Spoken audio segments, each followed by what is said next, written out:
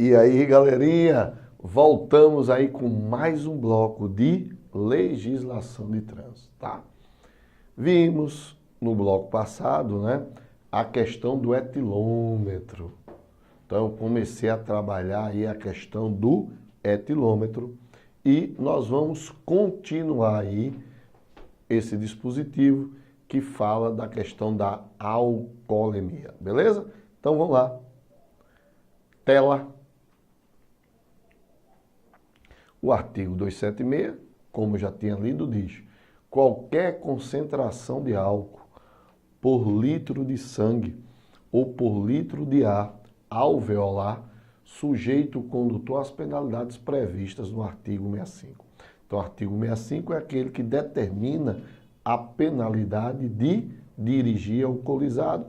Nós vimos que a infração, inclusive, infração gravíssima, vezes 10, e suspensão do direito de dirigir por 12 meses. Está lá prevista no artigo 65.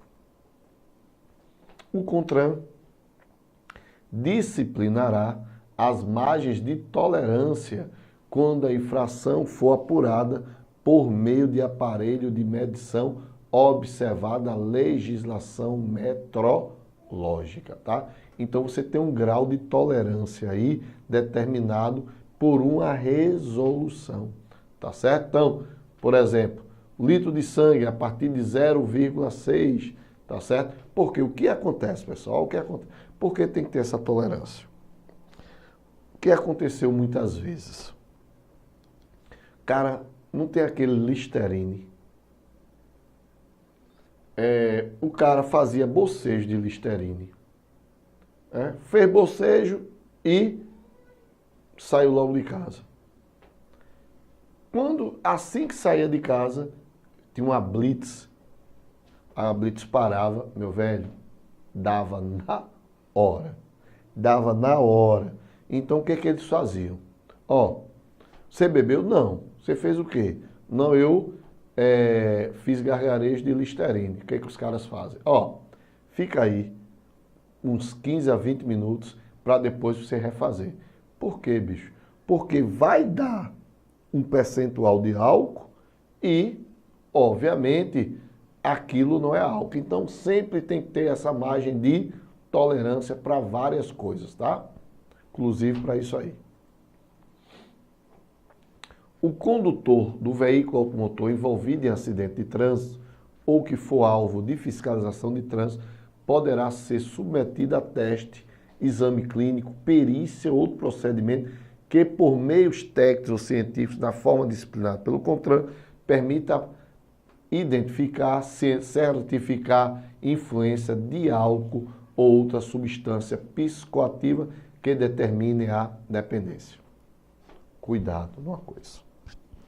Artigo 5º da Constituição, inciso 63. Tá?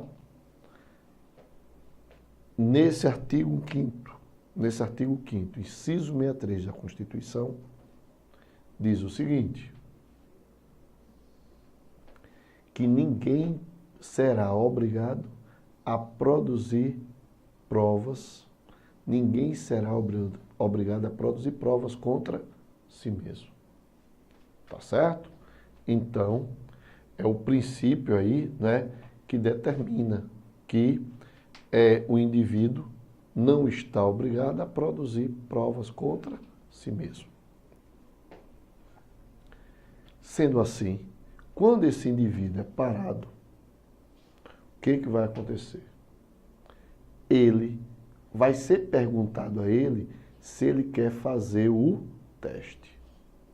Se ele se negar a fazer o teste, está exercendo o direito dele. Tá certo?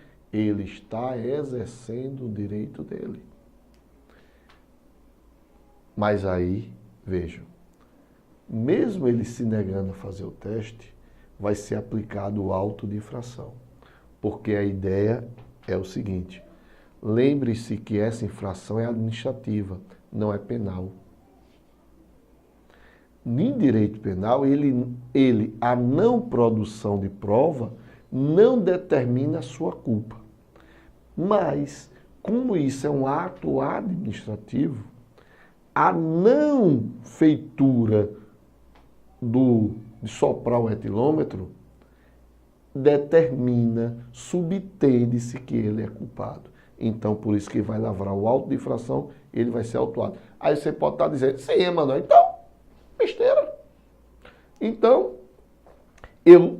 se for assim, eu faço. Mas se der acima do nível permitido, lá nos crimes de trânsito, que é acima de 0,6, aí você se lascou.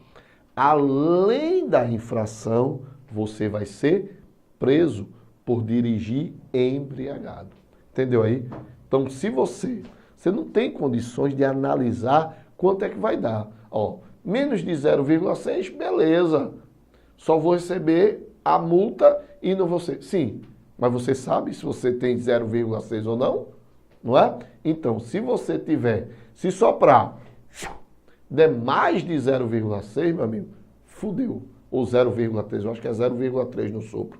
Der mais de 0,3, acabou-se, ferrou-se. Você dançou, você vai preso. Entendeu isso aí? Então, por isso que o cara negou para não ser preso, não é para não ser multado, não.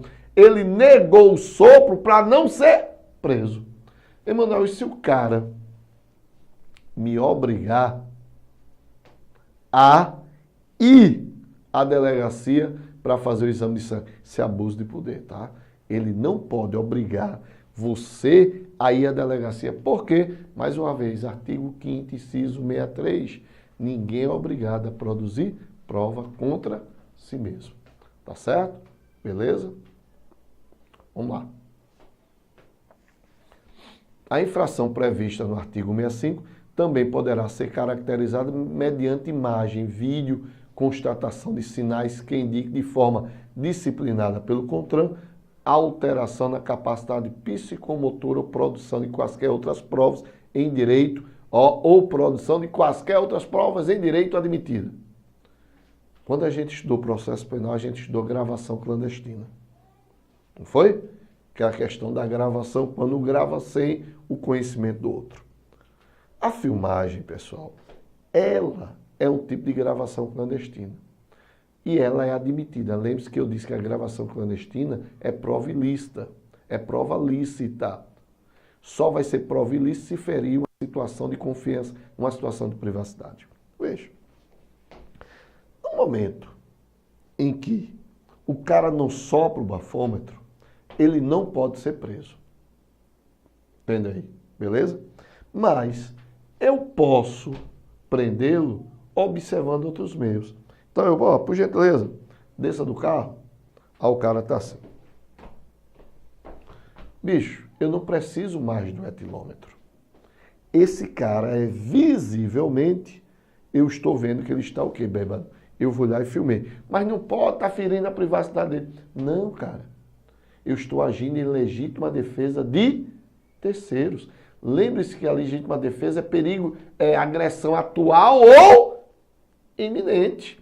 Então, esse cara embriagado poderá cometer um crime adiante, provocar um acidente adiante por conta da sua situação. Então, ali eu gravei, filmei em legítima defesa de terceiros. E aquela gravação vai permitir, vai ser usada, porque é uma prova admitida em direito e vai ser utilizada no processo penal contra esse indivíduo por crime de trânsito, dirigir sob influência de álcool. Beleza? Muito bem. Serão aplicadas penalidades e medidas administrativas estabelecidas no artigo 65. 65 é, mais uma vez, sobre o conduzir sob influência de álcool.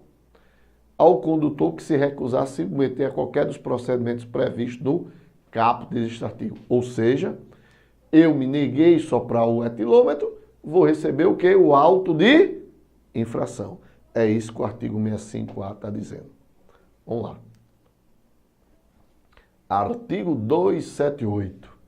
Ao condutor que se evadir da fiscalização, não submetendo o veículo a pesagem obrigatória nos pontos de pesagem, fixos ou móveis, será aplicada a penalidade prevista no artigo 209, além da obrigação de retornar ao ponto de evasão para fim de pesagem obrigatória. Olha, aqui são aqueles caminhões, não é, que passam pelaquela balança. Então os caminhões passam pelaquela balança para verificar se o peso na nota fiscal, que eles estão com a nota fiscal, é o peso que ele está levando. E vocês sabem que a maioria das vezes não é assim.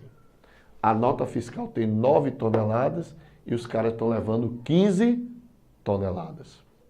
Justamente para quê? Para não pagar o excedente da nota. Não é? Ó, vou levar 15, mas na nota só vai 9. Para eu não pagar isso aí, não é? Pagar mais tributo. Então eu faço isso. Aí o que que eu faço? Quando eu vejo o ponto de pesagem, ó, corto. Canetada. Caneta. Artigo 209. Caneta. Beleza?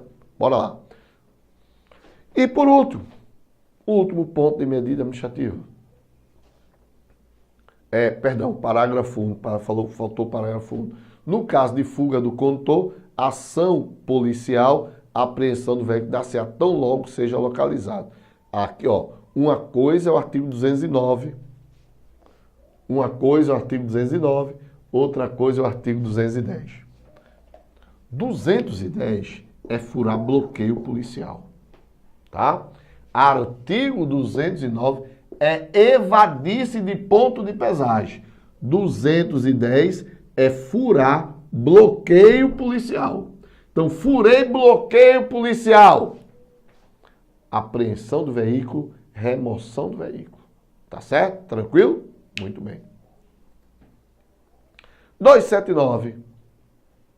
Em caso de acidente com vítima, envolvendo veículo equipado com registrador instantâneo de velocidade e tempo, o famoso tacógrafo, somente o perito oficial encarregado do levantamento pericial poderá retirar o disco. Claro. Não é? Se houve vítima, somente o perito. Por que somente o perito? Porque ele vai analisar, que ele vai servir de prova que se aquele veículo estava na velocidade permitida para a via ou se ele estava numa velocidade além daquilo que é permitida para a via. Então, por isso que somente o perito oficial pode pegar ali. Porque se outra pessoa pegar ou abrir, contaminou a prova. É aquele disco é uma prova.